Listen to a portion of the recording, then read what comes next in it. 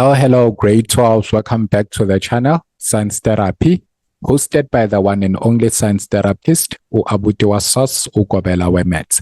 And without any further ado, let's look at these questions that we have here.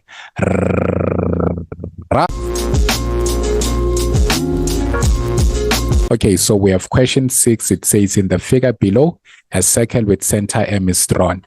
The equation of the circle is x plus 2 square plus y minus 1 square is equals to r squared.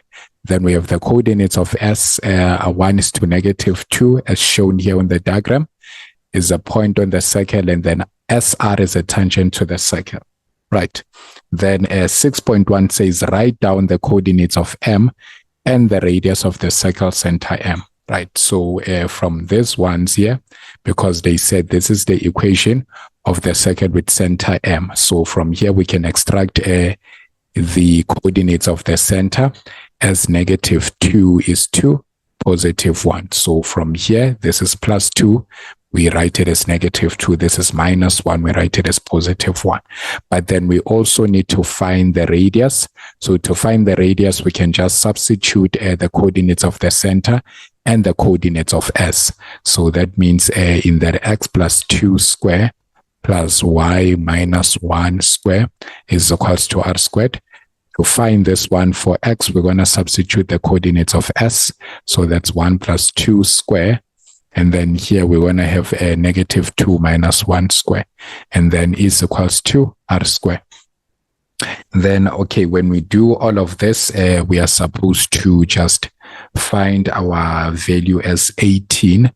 And then to calculate the radius, because remember, this is r squared, we need to square both sides. And then our radius is root 18, which if you simplify it further, it becomes 3 root 2, right? So you can just leave your radius like that. And then that means you have your radius as 3 root 2. And then you have your coordinates for M as negative 2 is to positive 1, right? So that's how you were supposed to go about tackling 6.1. Now, let's go to 6.2. It says, determine the equation of the tangent RS. So this RS here, the tangent, in the form of y is equals to mx plus c. So it is a straight line and therefore must be determined by that form of equation. Then, okay, what we can do now is we know the trick with this question, it's always the same.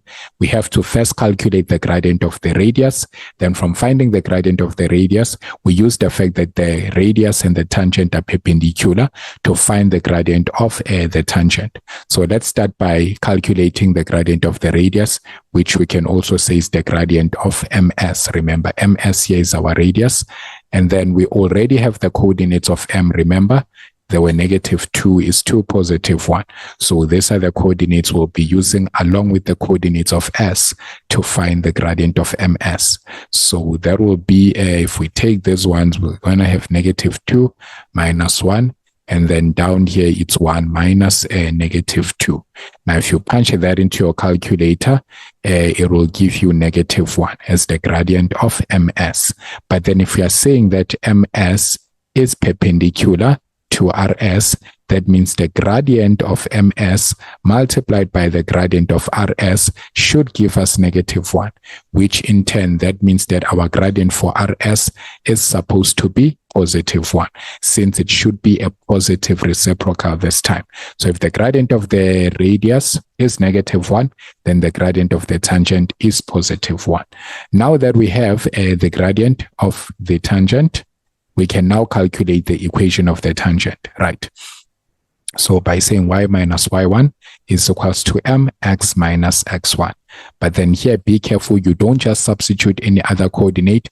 You must substitute the coordinate that is on the point or the set of coordinates that are on the tangent. So the coordinates that are on the tangent are the coordinates for S. So you can't be using the coordinates for M because M is on the radius and not on the tangent. But S here is both on the radius and the tangent, right? So we can use the coordinates for S. Then that's y, and then here it's supposed to be plus 2. Our gradient is 1, and then x minus 1. Then this is supposed to be 1 times x is x, and 1 times negative 1 is negative 1. If we transpose the positive 2, that's minus 2. So our equation is x minus 3, right? And then for 4 marks, that's how you were supposed to calculate that equation, the equation of the tangent RS, right? So that was 6.2. Then now let's quickly rush to 6.3. So for 6.3, this is what we have here. We have the circles having centers P and M touch externally at point S. Then SR is a point to both these circles. If MS to MP is 1:3, so the ratio of distance MS, so the distance MS is this one, to the whole distance of MP is 1:3. So that means the ratio is 1:3, right? So this is 3 parts, right? And then they're saying if MS is to MP is 1:3, determine the coordinates of AB at point P, right? So this is how we are supposed to go about with the question. So let's first express that. We are told that MS over MP, so let's write it in fraction form, is 1/3. So that's the same in ratio form. Now we can just cross multiply here so that we get the meaning. So that means 3 times, okay, let me do like this. Let me make MP the subject of the formula. So 1 times MP, that's MP. So that means MP is 3 times the size of MS. This is what this means, right? So as we can see, MP is 3 times the size of MS, right? Now, but then if we are to consider that we need to calculate the distance formula, can just go ahead and square both sides. What I do on the left-hand side, I also do on the right-hand side. So this is MP squared will be 9MS squared, right? But then remember, MP squared represents the distance formula, right? So we can say from this, the MP is the same as having, remember our coordinates here are -2 +1. So I need you to follow here what I'm going to do.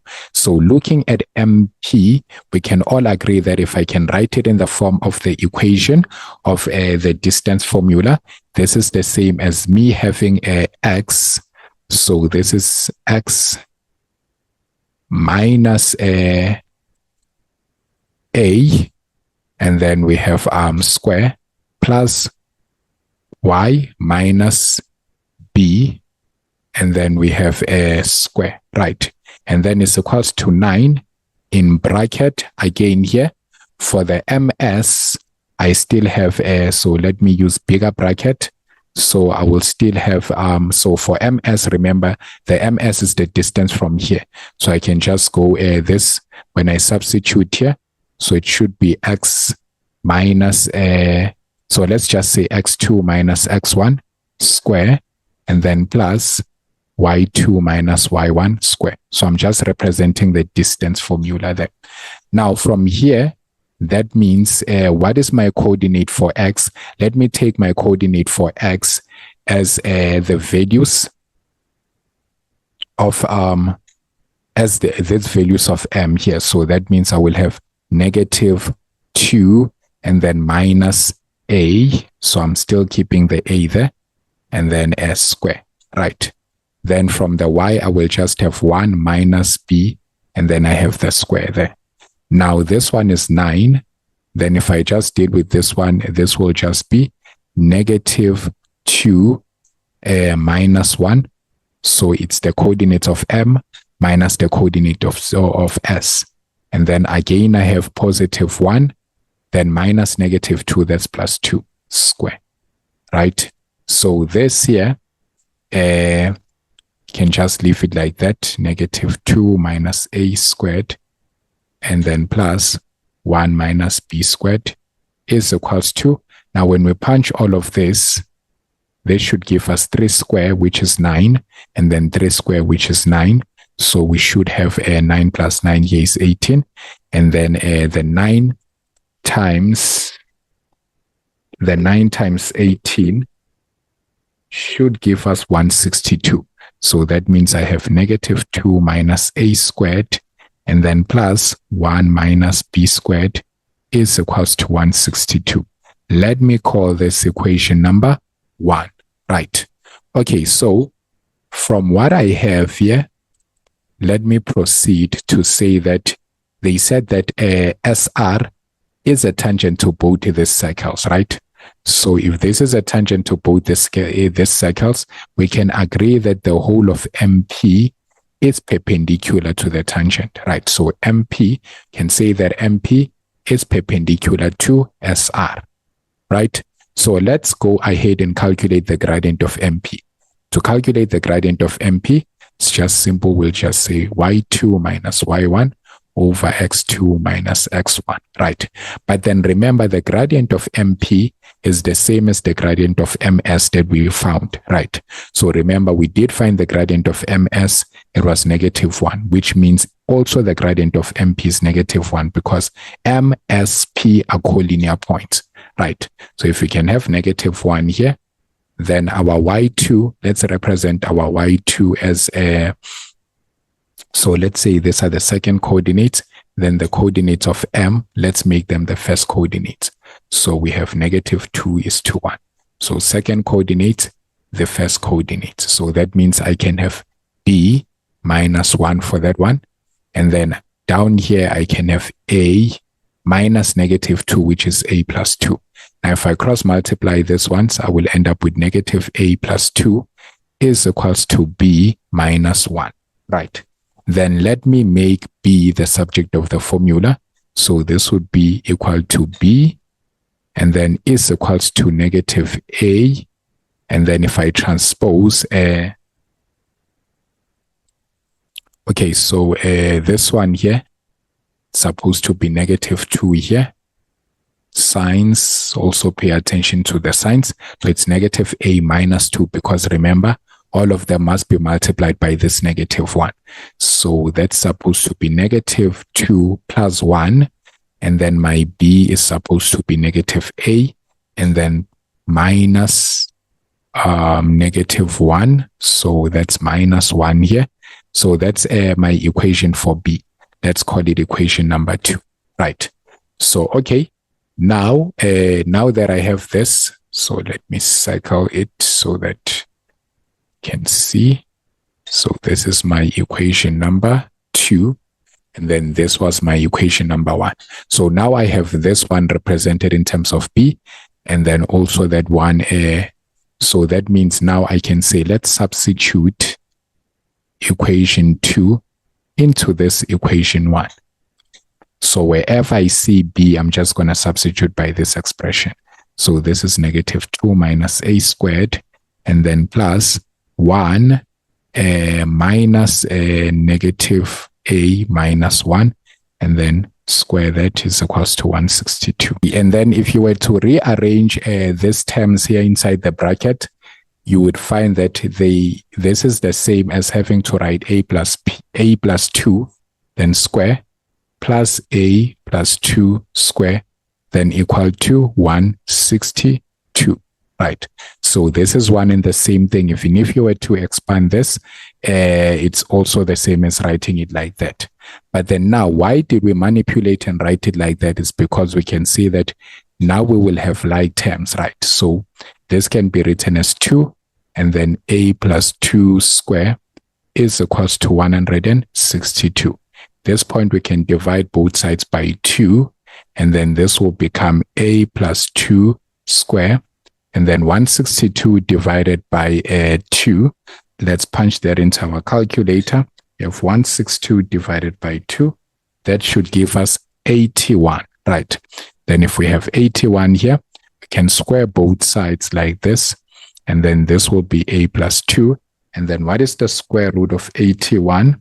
We find 9, and then note that it should be plus minus 9.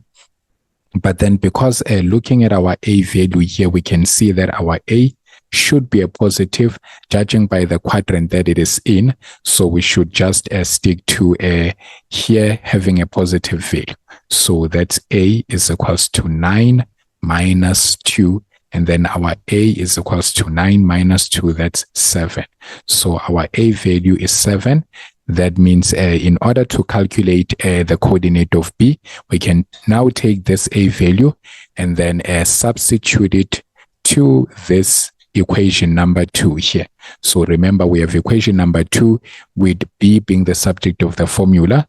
So it's written in the form of A. So where there is A, I'm just going to substitute the positive 7 and then minus 1. So B should be equals to negative 8. And therefore, the coordinates of P should be equals to 7 is to negative 8. And that's how you were supposed to calculate this question. So it was a pretty long one, but then for quite decent marks, 8 marks, right? So make sure that you play the video as many times as possible and just try to understand the approach that I took into solving this question here. But then with all that being said, please press the thumbs up button if you've enjoyed the lesson and then you found it helpful. And if you've been watching the videos and haven't subscribed yet, please smash that subscribe button.